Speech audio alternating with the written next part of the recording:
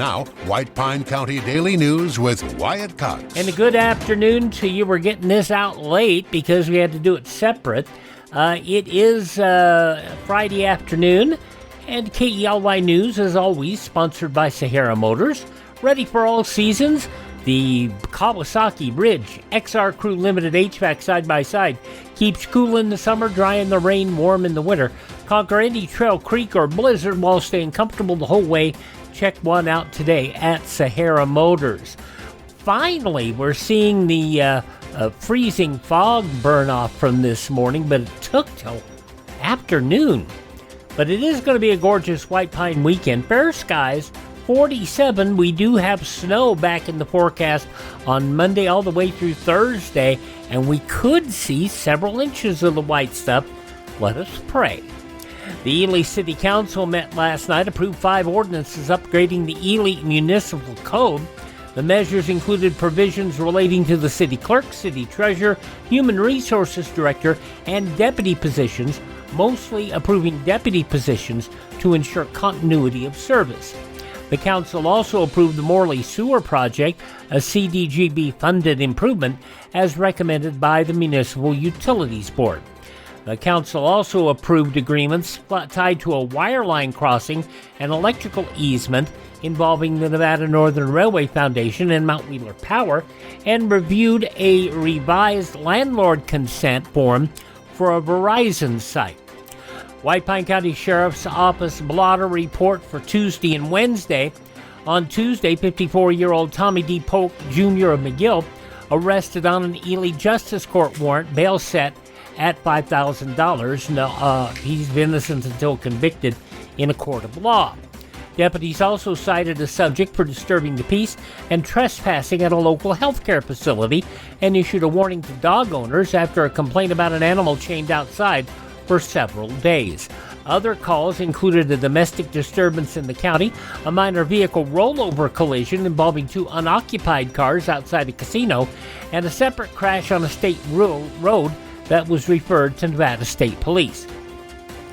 Now, on Wednesday, deputies investigated a reported fraud tied to a social media sale, conducted a welfare check on an elderly resident who was found safe, and responded to a reported battery near a county park.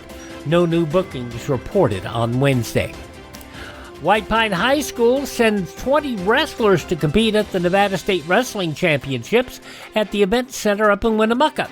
Representing the Bobcats on the boys' side are Jacob Reynoso, Ivo Guerrera, Brogan Jackson, Cooper Reed, Landon Nielsen, Darren Hernandez, Vincent Cato, Talviano Cipri, Matthew Ellis, Noah West, Bryson Gubler, Caden Sedlacek, Jacob Hall, Maddox Sedlacek, and Marshall Miller. Competing for the Lady Cats are Brooklyn Reed, Connie Gubler, Libby Whalen, Julianne Hughes, and Addie Costello. Matches are underway. Basketball teams in Las Vegas today for the 2A Southern semifinals. Bobcats have a real hill to climb in the semifinals. They're taking on the top-seeded Nadles Mustangs at 5:10 today at Faith Lutheran High School in Las Vegas. Lady Cats basketball team has a big one as well. They're taking on a longtime rival and number 2 seed Lincoln County, the Lady Lynx, at 3:30 today. Tickets available through the NIAA website at niaa.com/tickets. Turning to other news across the state today, Spring Creek man facing multiple felony charges following a stolen vehicle investigation. On Tuesday, deputies responded to a home on Sun Mountain Lane in Spring Creek after a vehicle owner reported that Takuma Brown had failed to return their car and may have been armed. Well, later that night, the Elko Police Department found the vehicle on Idaho Street, followed it to Commercial Street, where Brown was found inside with 2 other people.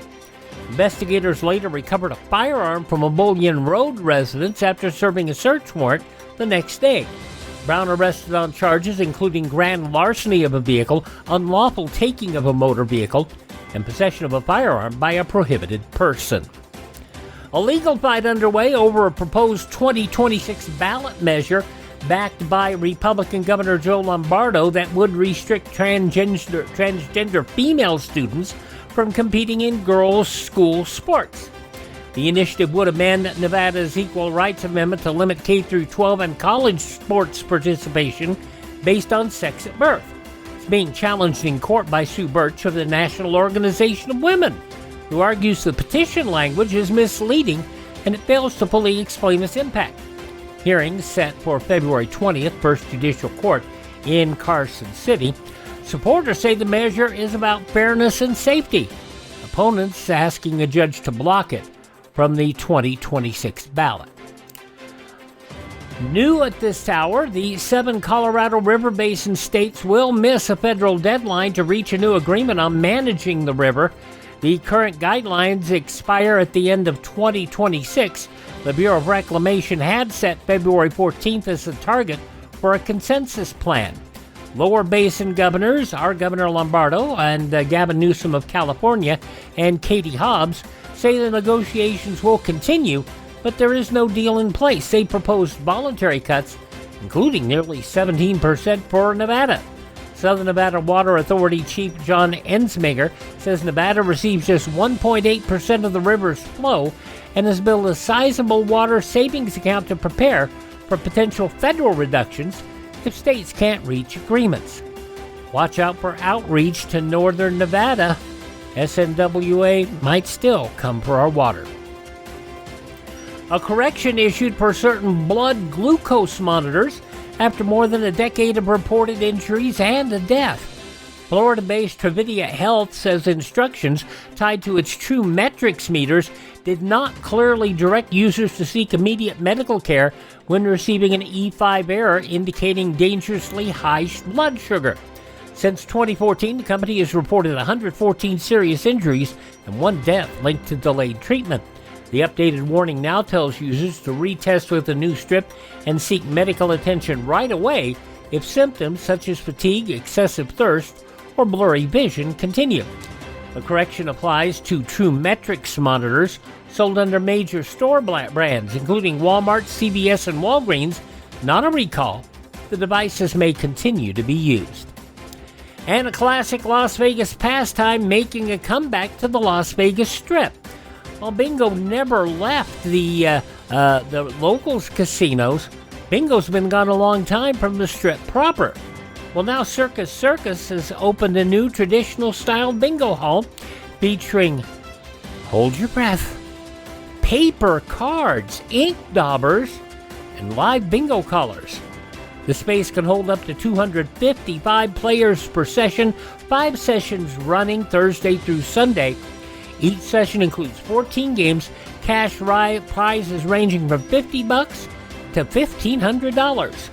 Management says the bingo hall part of a broader effort to restore an old-school Vegas atmosphere at the Strip property, including new carpeting and paint, upgraded food outlets, and more coin-operated slot machines. People miss the dirty fingers and the drop of the coins into the pan, don't you know?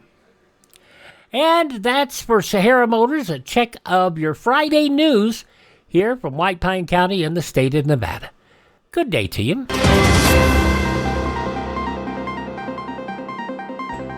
You see lots of commercials on television telling you to drive a little and save a lot. Dealers wanting you to drive to Salt Lake, Elko, Reno, and even Las Vegas. But ask them one question. What happens if there's a problem? Do you have to drive 3, 4, or even 6 hours to get service? Here at Sahara Motors in Ely, we service everything we sell right here in White Pine County. Shop here first, get our best deal, and you get that best deal by telling Shauna that Wyatt sent you by. Then if you want, shop other places. When you account for the drive, you'll find that it pays you to be a part of the Sahara Motors family. Stop by Sahara Motors, just about a mile north of Ely on US 93. Sahara Motors, we are White Pine proud. Tell Shauna Wyatt sent you by.